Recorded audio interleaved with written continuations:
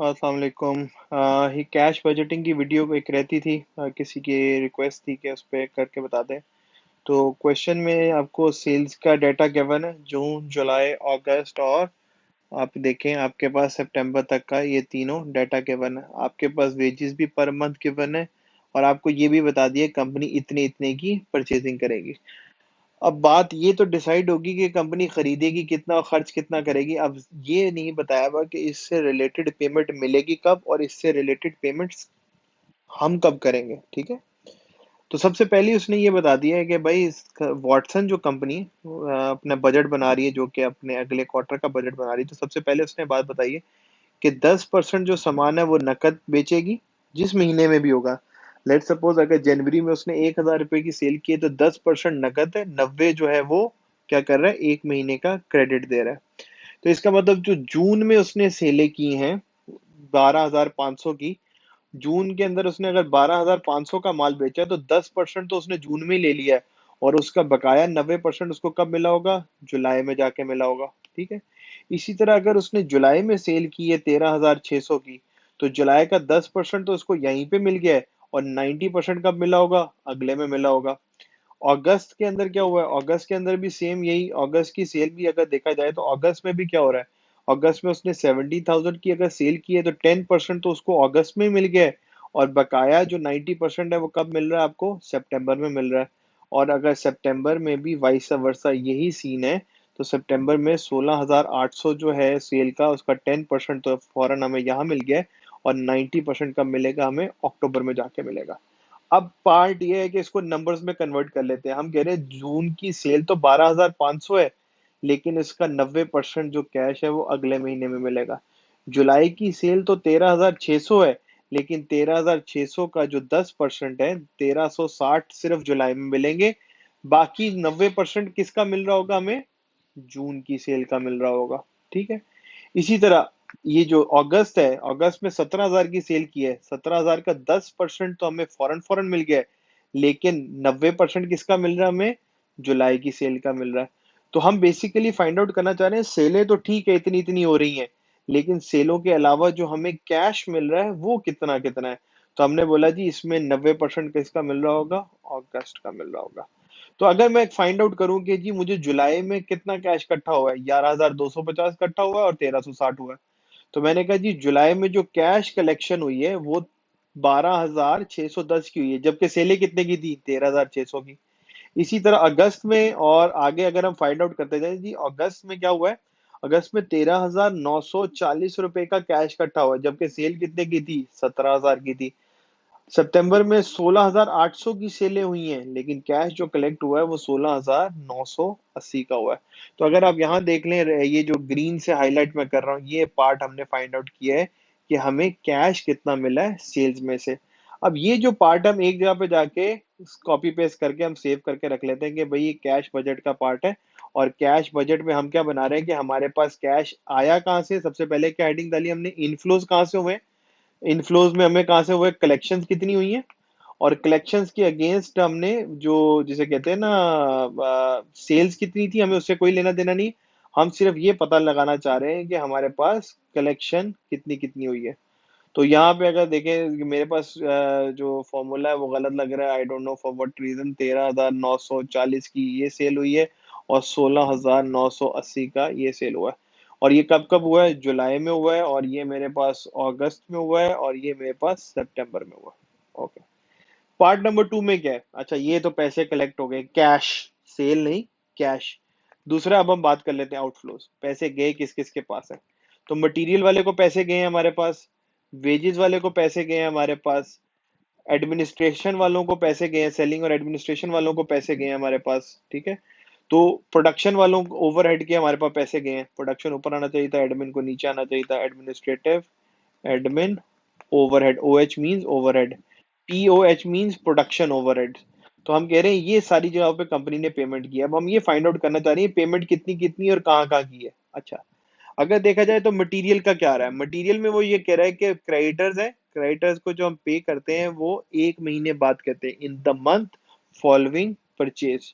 तो मटेरियल हमने देखे, अगर जुलाई का मटेरियल देखें तो हमने कितना लिया है, जून का पहले लिख लेते हैं, जून का है 3,450, जुलाई का है 3780, और अगस्त का है 2890, और सितंबर का है 3150।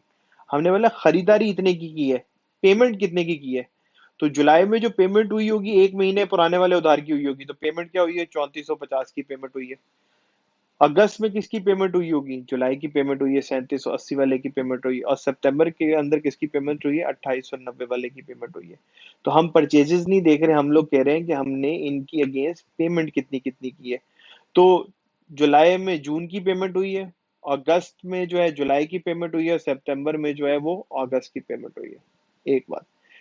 फिर सेकंड पार्ट में जो हमने पेमेंट की है वेजेस की है। वेजेस 1300 पर मंथ है, और वो कह रहा है जिस महीने में खर्चा आ रहा है उसी महीने में तनख्वाहें पे करें। तनख्वाहें तो उधार में दे भी नहीं ना सकते। अच्छा, अगला पार्ट आ रहा है selling and administrative overhead. Admin overheads, हम कह रहे हैं एडमिनिस्ट्रेशन ने कहा हुआ है कि हर महीने का हमारा खर्चा है 1890 का। 1890 का मेरा खर्चा है। मैंने कहा ठीक है, ओके। फिर उन्होंने नीचे जाके देखो एक बात बताई है कि जो अमाउंट है इसके अंदर 1890 के अंदर, प्रोडक्शन वालों का उन्होंने बताया जी हमारा खर्चा 3200 का है। एडमिन वालों ने बताया हमारा खर्चा जो है 1890 का है। और वो कह रहे हैं इन ओवरहेड्स में एक ने 300 रुपए की डेप्रिसिएशन डाली हुई है, एक ने 190 रुपए की डेप्रिसिएशन डाली हुई है।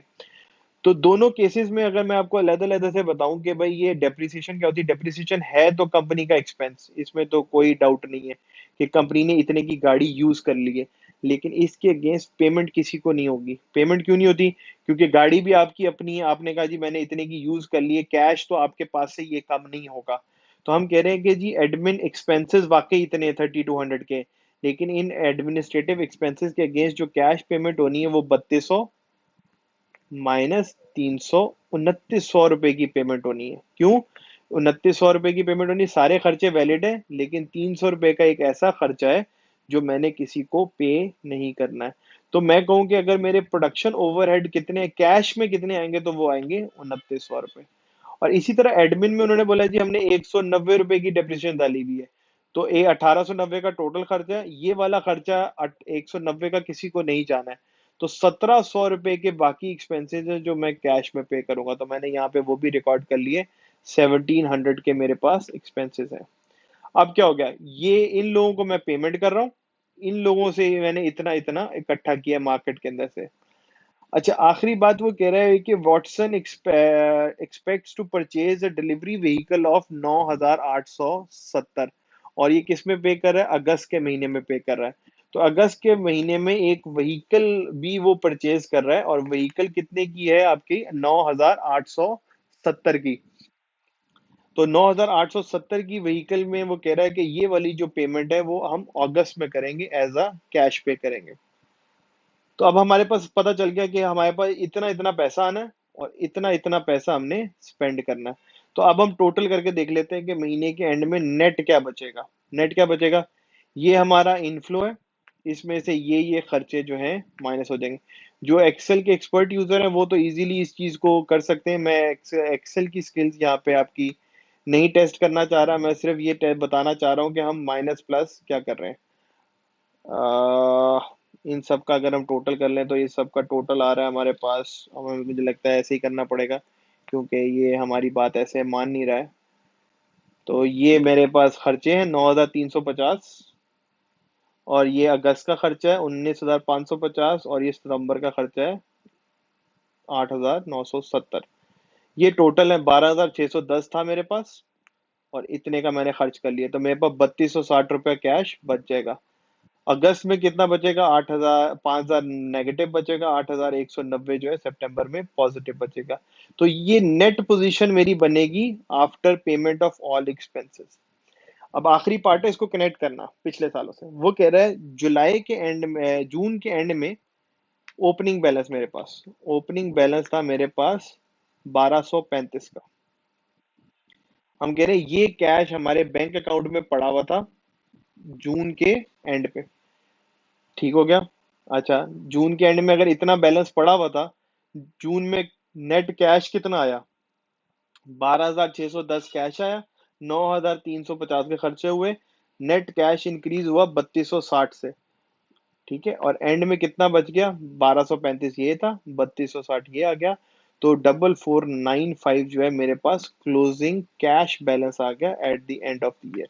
ये सिंपल एक एग्जांपल। इसी तरह आपके पास 10 रुपए जेब में थे, 100 रुपए आपके पास और आ गए, तो टोटल कितने हो गए, 110 रुपए। 50 आपने खर्च कर लिए, तो पीछे कितने रह गए, 60। हम यहाँ पे कह रहे हैं जी 1235 पुराने महीने के पड़े हुए थे, 3260 नेट मेरे पास नए आ गए, और एंड में मेरे पास कितने बच गए, 4495। इस मंथ का जो क्लोजिंग है, अगले मंथ का क्या हो जाएगा, ये ओपनिंग हो जाएगा, 4495। ठीक है, इसी तरह जो इसका क्लोजिंग होगा वो अगले मंथ का क्या आ जाएगा, ओपनिंग आ जाएगा। तो हम कह रहे हैं कि जी 4495 था, ये परसेंटेज में पुराना कोई हिसाब किताब चला आ रहा है, -5610 जो है इस दफा की हमारी नेट पेमेंट थी, और हमने क्या किया, 4495 -5610। तो मेरे पास पिछले महीने का 4495 आ रहा था, 5610 इस साल महीने का मेरा नेगेटिव है। तो मेरे पास एंडिंग बैलेंस क्या आ रहा है, 1115। अब इसका जो एंडिंग है वो इसका ओपनिंग बन जाएगा।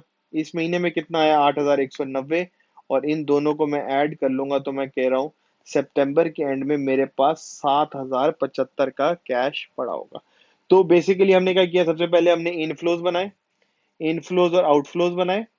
नंबर वन एक कहानी, इनफ्लोज को रिकॉर्ड किया, फिर हमने आउटफ्लोज को रिकॉर्ड किया, फिर हमने नेट पोजीशन निकाली। नेट पोजीशन में देखा पुराना कितना पड़ा था, इस दफा कितना आया है, अगला क्लोजिंग कितना आ गया। ये जो क्लोजिंग है ये अगले वक्त का ओपनिंग बन गया, ये जो क्लोजिंग है अगले वक्त का ओपनिंग बन गया, और ये एक और क्लोजिंग बैलेंस आ गया। तो हमने कैश बजट इस तरह करके कंप्लीट कर लिया। अगर इससे रिलेटेड कोई क्वेरी हो तो मुझे बता दीजिएगा, ये क्वेश्चन हमने लास्ट क्लास में किया था। थैंक यू सो मच, अस्सलाम वालेकुम।